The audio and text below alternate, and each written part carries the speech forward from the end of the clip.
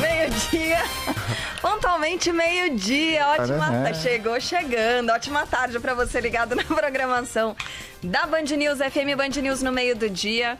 Eu sou Carla Bigato. Felipe Bueno tá por ali assistindo ao Eduardo Oineg, tentando consertar. Ele quebrou. Ele já chegou chutando coisa, derrubando coisa, fazendo e agora piada. Quebrou o fone. E agora quebrou o fone. Agora não. Agora tá Vou dar boa tarde ou não? Não, acho. Quer dizer, vou dar boa tarde, mas eu acho que esse negócio vai parar no meu ouvido. Acho. Acho que tá direito. Então, já que eu acho que tá tudo direitinho, boa tarde. Se mexa muito hoje. Não, vou ficar quietinho. Vou ficar quietinho. Sabe que tem dia que é assim, né? Você acorda meio estabanado, né? Mas vamos lá. Não, sem gravidades. Então, boa tarde. Boa tarde. Começa a segunda hora do Band News no meio do dia. Eu sou o Eduardo Oineg. Fico aqui até as 2 da tarde. Hoje, daqui ninguém me tira. Até as 2 eu fico aqui. E tô junto aqui no estúdio, companhia da mais admirada dupla do rádio brasileiro, ela, Carla Bigato, do lado de lá de uma tela, não consigo enxergar, agora eu vejo. E aqui ao meu lado esquerdo, Felipe Bueno. Salve. E na outra ponta desse fio do microfone, os nossos ouvintes queridos que sintonizam no rádio, alto-falante de casa, no fone de ouvido, nos aplicativos, na rede social, o ouvinte querido que faz a Band News ser aquilo que ela é. E hoje a gente deixou os 80º, lembra? Que a gente fez a semana inteira e entramos no 90º. Né? Vim, passei por aqui na porta, fiz bibi e fui em frente. Tá certo. Então, hoje, 90º dia do ano, 90 dias de 2019, dia de fazer conta. Tá. Hoje nós vamos fazer conta. Eu sempre gostei de fazer conta, tá? Eu sempre gostei de matemática. Aliás, eu sempre gostei de um monte de coisa. Eu gosto de jogar tênis, por exemplo, mas é um amor não correspondido. O tênis não te ama? Não, não me ama. Tá. Então é assim, eu saco direitinho, por causa da minha altura, facilita. Mas as pessoas do outro lado têm uma estranha mania de devolver a bola. E aí atrapalha. Sei. Quando eles não devolvem, é ponto. Tá. Aliás, todos os jogadores que conseguem o que eu consigo, quando eles não devolvem, é ponto. Agora eles têm uma mania horrorosa de devolver a bola. Aí você tem que mandar ela pra lá de novo. Aí volta pra cá, você tem que mandar de novo. Aí começa a ficar difícil jogar. Então, amor não correspondido. Tá. Mas eu gosto. Também eu gosto de jogar futebol. Gostava. Contei isso aqui num dia que o Milton Neves estava com a gente. E eu falei, eu sempre fui o primeiro a ser escalado pro jogo, sempre para ser o técnico. Ah, tá. O Oineg é nosso, ele fica no banco. Era a única garantia de que eu não ia jogar. Era uma reserva moral. Não, a única garantia de que eu não ia entrar em campo era eu ser o técnico. Então eu era o primeiro a ser escolhido. Eu achava que eles gostavam da minha estratégia. Não, eles queriam que eu ficasse longe mesmo. E eu gosto de matemática. Sempre gostei. E eu ia bem em matemática. Não era um aluno extraordinário, não. Mas às vezes eu ia melhor em matemática do que em algumas matérias de humanas. O que é esquisito para alguém que fez jornalismo.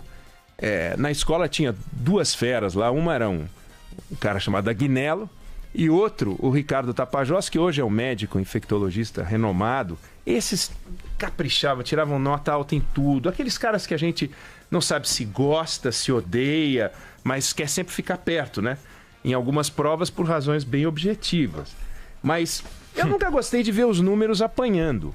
E quando eu vejo um número apanhar, vem um sentimento de fazer justiça, de impedir que eles apanhem.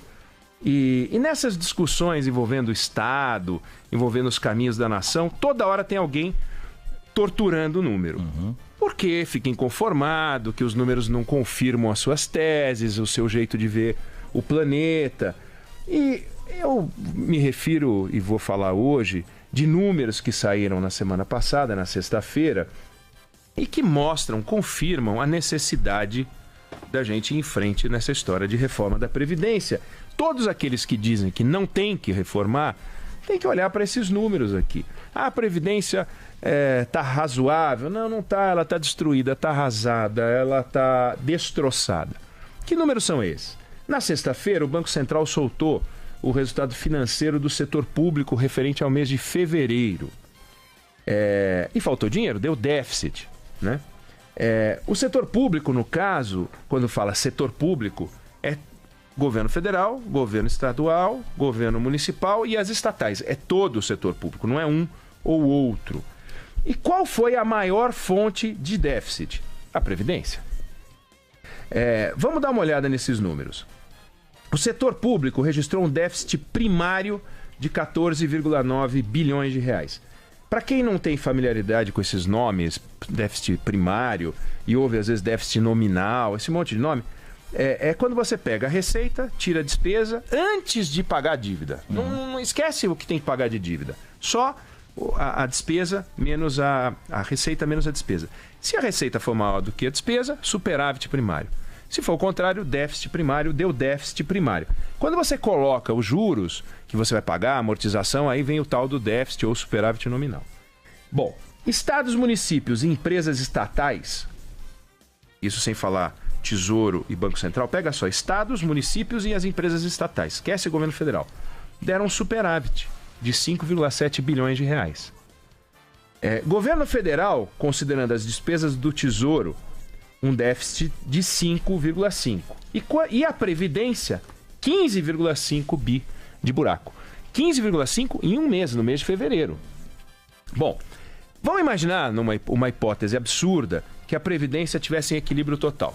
Não sobra R$1, não falta R$1, ela é zero. Zero. Tudo que entra, sai, tudo que sai teve origem, está tudo resolvido. A gente teria um superávit primário de 200 milhões de reais neste mês. Por quê? Porque estados e municípios deram superávit, o governo federal deu um pouco de déficit, iria sobrar 200 milhões de reais. Mas acabou dando um déficit de 14,9 bilhões. E quando a despesa supera a receita, o que o governo faz? Ele tem que elevar a dívida. Porque precisa pagar esse rombo. Não é assim, tá faltando 14,9.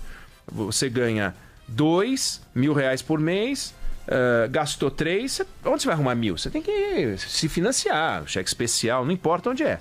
Então, aumenta a dívida. Resultado, os dados do Banco Central mostram que a dívida bruta brasileira atingiu 5,3 trilhões em fevereiro, 77% do PIB. Em dezembro de 2013, hoje o que é 77% do PIB era 51% do PIB. Então, em 6 anos, a gente saiu de 51% do PIB para 77% do PIB. Países desenvolvidos, alguns têm dívida muito maior em porcentagem do PIB. Mas ninguém tem dúvida de que vai pagar, de que eles vão pagar. Então não importa qual é o tamanho desta dívida. O problema é quem é que é o dono dessa dívida crescente. Né? É um país como o Japão, é um país como os Estados Unidos, não, é um país como o Brasil. Então aí não é bom esse crescimento. Quando você pega a dívida, ela é uma das principais fontes de avaliação das agências globais para classificar risco e falar, vou botar dinheiro, não vou botar dinheiro. Então uma coisa está casadinha com a outra. A percepção é de que o governo pode ter dificuldade de pagar, o sujeito fica atrás, com o pé atrás, né? Bom, o governo, quando acontece isso, ele precisa cortar a despesa. Mas ele não pode cortar a despesa de aposentadoria e pensão, direito adquirido. Não pode cortar a despesa de salário. E o que ele faz? Ele corta as tais linhas orçamentárias de várias coisas. Então tira dinheiro daqui, tira dinheiro dali e corta investimento.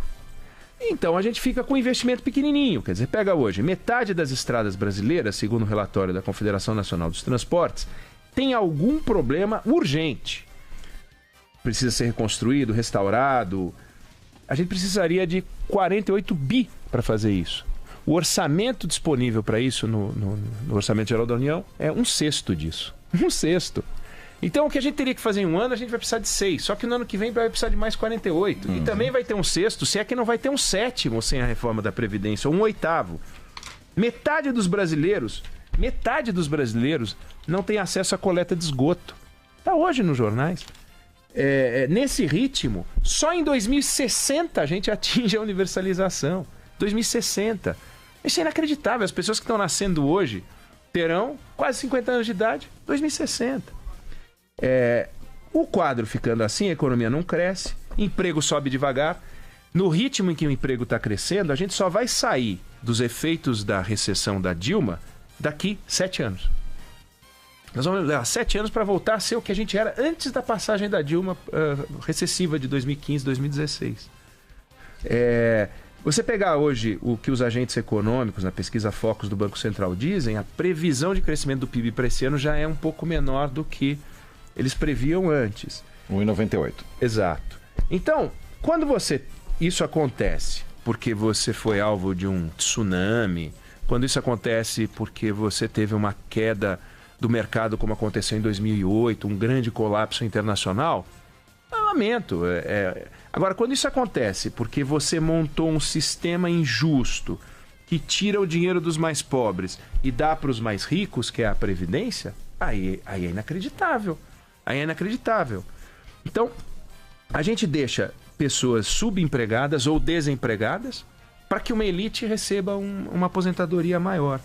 Os deputados e senadores podem fazer demagogia com isso, mas a gente precisa saber que o suor do trabalho está financiando a vida de uma elite, que a gente paga a conta com uma educação pior, com saúde pior, com infraestrutura pior. Isso todo mundo sabe. Agora, o efeito para o Brasil é andar para trás. E a gente não pode deixar que isso aconteça. Então, toda vez que alguém aparecer com um papinho, molenga, dizendo a reforma da Previdência não é necessária. Outro dia eu recebi um videozinho, um cara falando, se o país crescesse 2% ao ano, em todo o período, a gente não teria crise. Se eu tivesse asa, eu também voaria. O sistema de previdência não pode depender do crescimento do país, tem que ser um sistema que proteja, até porque não crescendo ao desastre em que a gente está. Então é uma bobagem. Aí fala assim, não, mas temos injustiças. Por exemplo, o trabalhador rural trabalha loucamente e ele tem que receber. Sim, ele tem que receber. Então, tudo aquilo que for assistência social, tira da Previdência, coloca numa rubrica orçamentária onde está a Bolsa Família. Por que Bolsa Família não está dentro da Previdência? Porque não tem nada a ver com Previdência. O fato de alguém, depois de uma certa idade, ter o direito social a receber um dinheiro, também não tem a ver com Previdência. Previdência é sistema de contribuição para garantir a velhice. Esse amparo social, põe no orçamento. Tira, tá lá. As pessoas que são do campo, por alguma razão, ou chegam a 70 anos, 65 anos, têm direito a isso aqui. Ok, tira da Previdência. Você tem hoje mais gente aposentada no setor rural do que trabalhador rural. Tem alguma coisa errada aí. Vamos investigar também. Tem que olhar essas coisas direito. Mas, sobretudo, eu queria trazer esses números fresquinhos.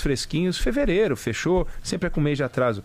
E a gente olha e fala, olha quem é o nosso maior inimigo. É o nosso sistema de aposentadorias, concentrador de renda, que dá dinheiro para os ricos. E é isso que a gente tem que ter bem claro quando começarem as discussões, porque a demagogia vai imperar total, né?